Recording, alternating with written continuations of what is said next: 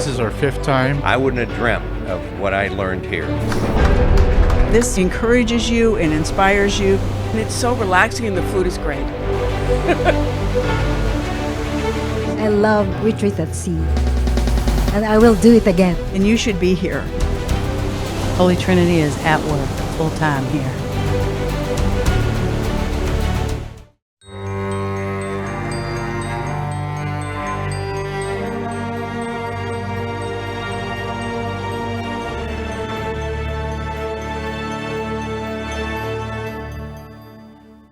Hello, I'm Brad Eli. Welcome to the Mystical City of God, the show presenting the most complete history of the Blessed Virgin Mary ever to be penned. 2,700 pages, beginning with Mary as she existed in the mind of God, and ending with her assumption and coronation by the Trinity in heaven.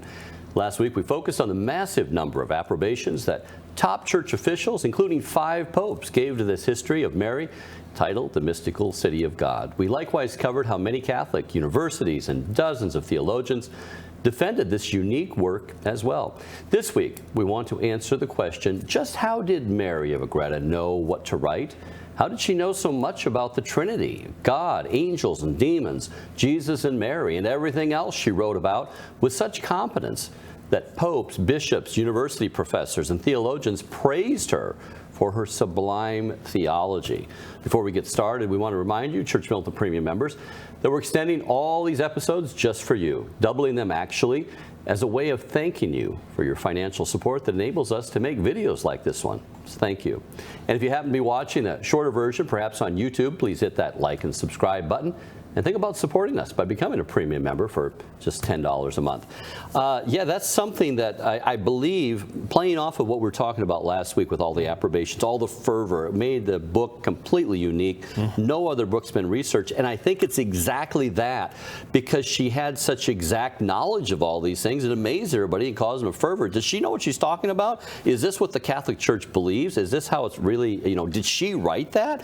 How could she write that? And the accusation that she must have had somebody else helping her, and all of this, and the popes go back to, well, this is her autographed copy, this is the testimony by her her confessors, her superiors. They said she wrote this, that's what was handed over, it's complete in her handwriting from beginning to end. And all of that because of the knowledge that she put into this book. And then it comes, well, then how did she know that? And that's what we're going to be talking about here. First of all, Rodney, when we have so many what you call visionaries, and you have seers and all this, you think that they're seeing visions. You think that they're actually getting, seeing apparitions and that. Isn't that the common experience? Well, yeah, and obviously, like this, the point of this is not to denigrate that either, because we'll get into this a little later. But that's how God communicates with some souls. It's a degree of showing them.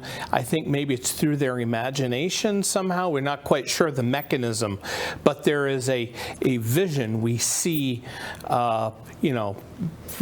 Preternatural beings like angels and saints and God and everything. We see them in some way with they're detected by our physical eyes, and that's really a way we learn. The philosophical idea that we learn through our senses. That's for all 5 of our senses. Some people say we have more senses, but 5, and seeing is a very important part of that. So you're going to have Our Lady of Lourdes appearing to Bernadette Subaru.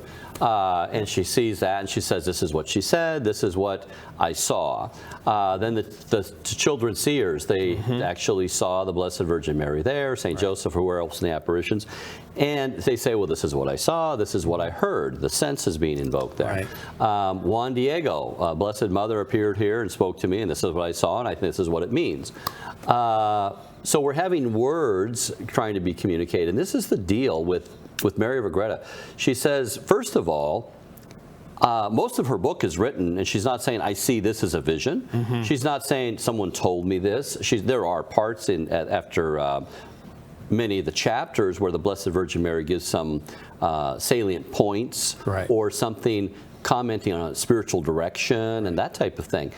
But that doesn't fill up the whole narrative. Like 95+% of the book is just her narrating everything. Right. I mean, starting from the top, and she continually. I mean, I have a abridged version here, and I like to have the four volumes. I want to see everything that was written because I'm going through it. But as a plug for the abridged version, it takes out a lot of her explanation of saying, I understand this so completely, I don't know how I'm going to be able to explain it. Words are limited from what I understand. And in defense of that, that type of, and a lot of that's been trimmed out of there. Some people find that a little bit tedious. I find that, well, this is exactly her struggling through all this. She's saying, I don't want to write this, but I'm being commanded to because I'm not worthy and I'm all this. But anyway, she has the immediate knowledge, and she says, I just don't have the vocabulary to express all. And then she goes on and explains it with the most sublime theology that no theologian ever expressed, and the popes are like, wow, that's amazing. But that's not her seeing visions, though. Right. Yeah, no, it's a lot of it is, like, we've had other saints who have understood things through just, God divine, just directly inspiring them. You have different saints. St. Padre Pio, he could read souls, so that was something. You didn't learn that from a book. No, you don't study that. You don't learn that in he theology. He didn't even know who's coming to him in the confessional. Just some guy goes up and he says, hey, 3 years ago you did this, you never confessed it. Right, right. And you have so many, the St. John Vianney, the Curé of Ars, he was notoriously unlearned. Like, he had a really hard time with his seminary classes and everything. He almost didn't graduate. St. Joseph Cupertino is another one. These kind of, if you will, dumb saints. And yet a bishop, he's explaining the Trinity to a bishop who's amazed by his ability to explain the Trinity. Right. He says, I never understood it before until you explained it. Right. And Cupertino, very little reading, very little study, and all that. Right. Yet he understood, like we mentioned about St. Bonaventure a few weeks ago. Where does St. Bonaventure learn his sublime theology? By contemplating our Lord on the cross. He pointed to it because St. Thomas asked him, where'd you get all this? Because everybody knows St. Thomas, he studied all the doctrine of church, fathers of the church, all his writing stuff, and writes it all down, logs it all. So there's no confusion there where he got it from or doubt. He goes to Bonaventure and says, you're writing such sublime theology. Where'd you get it from? He pointed to the crucifix, and he says, from there. Like you're saying, in this contemplation and direct knowledge from God. And it makes sense because we love, the more we love, the closer we get to the person who we love, and the more we know about them. That's the whole point, is knowing is part of loving. And so that's exhibited beautifully throughout, these volumes here with Venerable Mary of Agreda, this great love and union that she had with God, that God shared these things with her through this inspiration. St. Thomas Aquinas also, he's all this doctor of the church and everything. He had some mystical experience, and it was towards the end of his life. And he went on to say, everything I wrote up until this time is straw. It's straw. He just took, his Summa Theologica is like the big tome on theology for 2,000 years of the church. It was just like, it's in a category all its own. And he said, that's just straw, based on what I've actually perceived as the understanding. And when you're reading through Mary of Agreda, if you're not reading the abridged version, because a lot of that's cut out, but in the 4-volume, you're going to get that kind of her diary. She's going along with it. And she's explaining that my mind is blown here.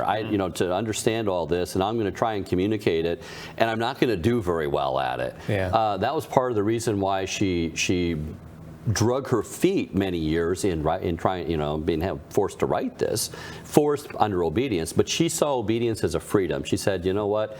You're ordering me to do this. If I fall short of the goal here, it's on you, because you told me, you made me. She was under holy obedience to write it. I want to give some of her own words here. This is from paragraph 21 of volume 1. If the volume 1 there is in front of us, then it's called The Conceptions, is volume 1. And it's paragraph 21 in that volume. It says, this light, she's trying to explain how she knows things. She says, this light is given me. It remains with me in the same way as some substance that vivifies and comes from God himself. In the superior part of my soul, I enjoy a vision, not visions, not seeing things. I enjoy a vision, like the beatific vision. and a habitation, a vision and a habitation of peace. And I understand the mysteries and sacraments of the life of the Queen of Heaven and of the other mysteries of faith, which were thus continually made manifest and present to me in this never failing light. And I read that and I was like, wow, that's really what we would call in theology infused knowledge or infused science, like the angels would actually understand things. That's how, because angels don't have little eyes and little ears and all this. They don't go to angel school? They don't go to angel school, like say, okay, what are we going to learn today, you know, how to fly or something. And the other interesting thing is that angels, there's this cascading waterfall. It's explained in the Summa Theologica about how the higher angels will be, the information given to them in abundance is overflowing from them and communicated to the lower choirs of angels on down the way. And so this type of knowledge was evident also in her writings, because she has, like we said, 2,700 pages, which is just this, massive work here. And she can go up and down the timeline like nobody's business. She can say, well, as I've said, and that'll be like 30 chapters before then. I'll have to research it, look it out, and go, oh, yeah, she did mention that, before. And it was like many, many, many chapters before. And she says, as I will be getting into, I'm not going to go into this now because I will be getting into that later. 3 volumes later, and that's halfway through that book, she gets into it. And it's like, you have this timeline in front of you of this history of the life of the Blessed Virgin as a continual print. You can go up it and down it and zero in on it and draw back from it as you will. And the only thing I likened it to, we talked about before the show, like Mozart when he wrote music. Somehow he heard the music, he wrote one draft and that was it. There was no mistakes, no erasing, no scribbling out. And that was what his confrere Salieri was just like, how do you do this? But here it's not where she's hearing the music at the time. It's a continual thing that remains with her for all the time. There is, she says, for the more intellectual and less corporeal or imaginary the light, so much the more powerful and exalted are the effects, and so much the more substantial and certain is the knowledge that's attained. So she's saying that I'm not transferring this through something, a vision. She's actually talks about visions and how they're a lesser form. Yeah. That's not that they're wrong or they're bad. It's just there are different grades of revelation. So you'd say, well, you can call this revelation, but it's not like an apparition. It's not like the Blessed Mother appearing to her and saying, I want to tell you this. I want you to write this down. Here's a message for the people. I want you to write this.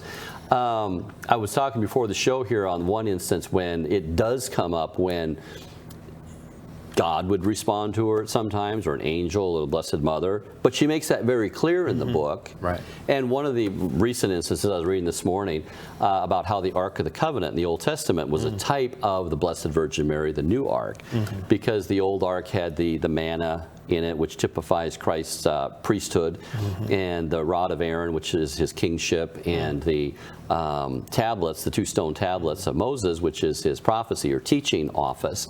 But he himself then is contained within her, the Ark. Right. So he has all that was just in type, and she is the Ark. And in Apocalypse 11:19, John says, I saw the Ark of the Covenant open in heaven. And the very next verse talks about the vision of the woman of Revelation. It looks like Our Lady Guadalupe, basically, a woman clothed with the sun. That says 12:1 in Apocalypse. And her question was, and it's funny because she asked these simple questions. You can just tell how the simplicity of her, even though she knows so much. She's like, well, why would there be such great processions with King David and King Solomon carrying the Ark of the Covenant and dancing and all the sacrifice stuff? But when the Blessed Virgin Mary, that's what the section I was reading about, the Blessed Virgin Mary is being taken to the temple. We celebrate her presentation on November 21st, presentation of Mary as a child. It was just the mom and the dad and a couple people. And that was her question. And then God goes into how, and there's a section with, a few paragraphs, and you can clearly see the explanation that says, in the new the Church of the Gospel of Grace that we veil, which is very precious. And that life of Mary and Jesus you will come to understand in time, in God's time. But it's not just for everyone to just, you know, these things are sublime mysteries within the life of Jesus and Mary, and that's why many of them remain hidden.